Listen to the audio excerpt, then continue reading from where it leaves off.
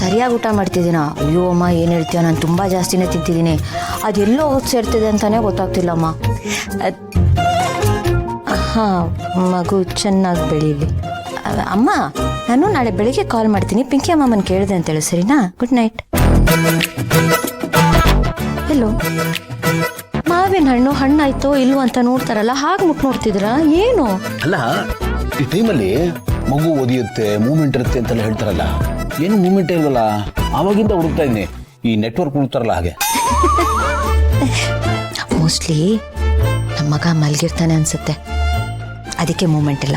ಮತ್ತೆ ಶುರು ಮಾಡಿದ್ರಲ್ಲ ಮಗ ಅಂತ. ಮಗಳಲ್ಲ ಅಂತ ಹೇಗ್ರಿ ಗೊತ್ತು ನಿಮ್ಗೆ?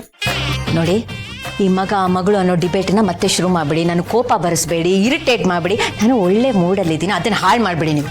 ಯಾಕೆ ಎಷ್ಟೊಂದು ರೇಸ್ ಆಗ್ತಾ ಇದ್ದೀರಾ? ನಾನು ರೇಸ್ ಆಗ್ತಿಲ್ಲ, ಇರೋ ವಿಷಯನ ಹೇಳ್ತಿದ್ದೀನಿ. ಏನೋ ಸ್ವಲ್ಪ ತಡ್ಕೊಳ್ಳಿ ಅಂತ. Exactly my point. ಸ್ವಲ್ಪ ತಡ್ಕೊಳ್ಳಿ.